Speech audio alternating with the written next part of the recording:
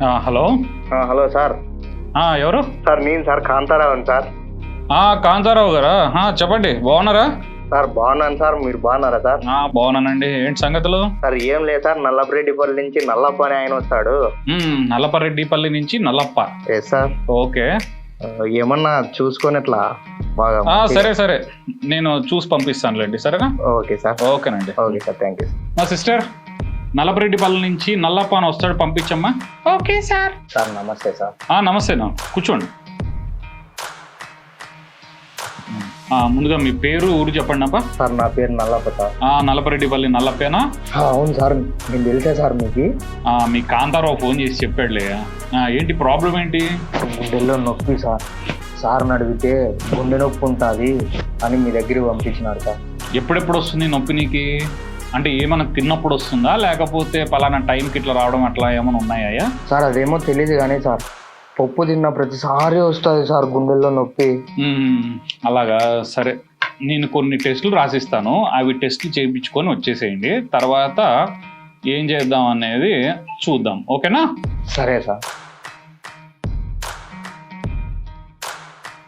Hello Kantharao, అదే మీ Nallappa patient చూశానయ్యా.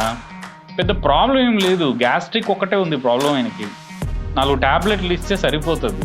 మరి ట్యాబ్లెట్లు ఇచ్చి పంపించేయమంటావా? సార్ ఏంది సార్, అంత కష్టపడి అంత దూరం నుంచి అంత పేషెంట్ పంపిస్తే మీరు 4 ట్యాబ్లెట్లు ఇస్తే నాకేమొస్తుంది సార్?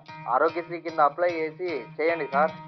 పాపం అయ్యా, పల్లెటూరు నుంచి వచ్చాడు, ఆయనకి ఏం తెలియదు. ఈ ఆరోగ్యశ్రీ కింద ఏమని పెట్టి చేయమంటావు చెప్పు?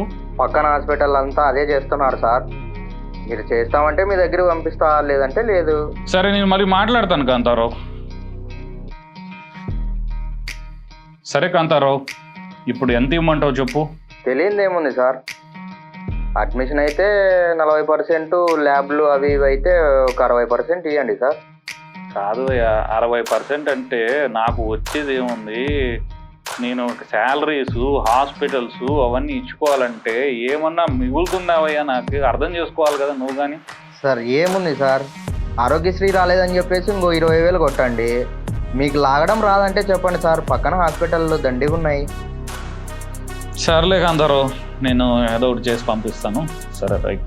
మా సిస్టర్ నల్లప్ప ఆయన లోపల పంపించండి అమ్మా. సార్ చెప్పండి సార్. చూడప్ప నల్లప్ప, మేము అనుకున్నట్టే అయింది. నీ గుండెలో ఒక రంధ్రం పడింది. ఆ రంధ్రం పూడ్చాలంటే ఓ సర్జరీ చేయాలి. అది ఆరోగ్యశ్రీ కింద వస్తుందో రాదో తెలియదు. మేమైతే ట్రై చేస్తాము. అదనంగా మరి ఒక 20-30 ఎక్స్ట్రా అవుతుందప్ప, పెట్టుకోగలవా? సార్ కూలీనాలు చేసుకునేవాడిని సార్, నా దగ్గరే అటెంట్ వస్తాయి సార్ 20,000. మీరే ఏదో ఒకటి మాటలు రాసి పంపేయండి సార్. నల్లప్ప, మేము అన్నీ చూసానయ్యా, మందులతో తగ్గేది కాదు ఇది. దీనికి ఖచ్చితంగా సర్జరీ చేయాల్సిన అవసరం ఉంది. సో వీళ్ళంత త్వరగా చేయించుకోవడం మంచిది, లేదంటే ప్రాణాలకే ప్రమాదం. సరే సార్, ఏడో చోట వడ్డీకి తీసుకొస్తాను, అంతా మీ మీద నమ్మకమే సార్, మీరేమంటే అదే సార్. సరే నల్లప్ప, నువ్వు లోపల పోయి ఒక 10,000 కట్టి అడ్మిషన్లో జాయిన్ అవ్వు. ఆరోగ్యశ్రీ కింద ఎప్పుడు వస్తే అప్పుడు ఇన్ఫార్మ్ చేసేస్తే తంబి అలా అయిపోతుంది ప్రాసెస్. సరేనా? వెళ్ళి అడ్మిట్ అవ్వు. Sir okay sir. సరే సార్, వెళ్ళాలి సార్. నాటకాలు రాని వాళ్ళని కూడా నాటకాలు వచ్చేలా చేపిస్తారు రా వీళ్ళు. ఈ చదువులు, ఇన్ని చదువులు చదవడం కంటే ఊరికే నిమ్మలంగా ఇట్లా ఏదైనా రెఫరల్ బిజినెస్ చేసుకున్నా బాగుంది. ఇలా తలలు వంచుకొని నిలబడ్డానికి కాదు మీరు డాక్టర్లు అయింది. ఒక హిందూ ఈశ్వరుని మొక్కుతాడు, ఒక ముస్లిం అల్లా కోసమే నమాజ్ చేస్తాడు, క్రిస్టియన్ యేసు ప్రభువునే ఆరాధిస్తాడు. కానీ అన్ని మతాల వాళ్ళు చేతులెత్తి మొక్కేది మీ డాక్టర్లకే. మీరు మాత్రం వాళ్ళ జీవితాలతో ఆడుకుంటున్నారు. ఇది మీ వృత్తికే సిగ్గిచేటు అని వస్తున్నప్పుడు చప్పట్లు కొట్టే మీరు డాక్టర్లను వేధిస్తూ చంపుతున్న ఈ ఆర్ఎంపీ సిస్టమ్ని ఎందుకు అడగరు? నేను ఇప్పుడు చెప్పబోయేవి కఠినమైన నిజాలు. ఈ దేశంలో ఇప్పుడు పేషెంట్ వ్యాధి కంటే రెఫరల్ రేటు ఎక్కువ ప్రమాదకరం. ఎలాగంటారా? డాక్టర్ చదివి వస్తాడు, ఆర్ఎంపీ నెట్వర్క్తో వస్తాడు. కేసు ఎవరిదంటే నెట్వర్క్ ఉన్నవాడిదే. ఈ డాక్టర్ల బాధ ఎవరు వింటున్నారు?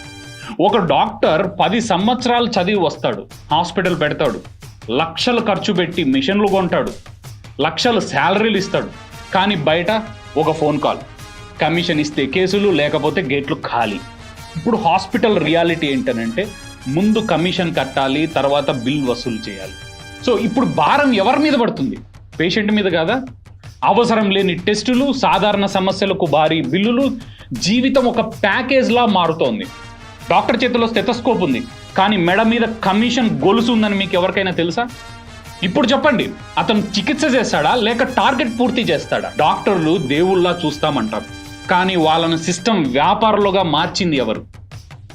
పేషెంట్ నమ్మకం అమ్ముడైతే ఆరోగ్య వ్యవస్థ మిగిలేది ఏమిటి? ఇది ఒక జిల్లా సమస్య కాదు, ఇది దేశం మొత్తం మౌనంగా చూస్తున్న నిజం. ఇంకా మౌనంగా ఉంటారా లేక ప్రశ్నించడం మొదలు పెడతారా? Option is yours.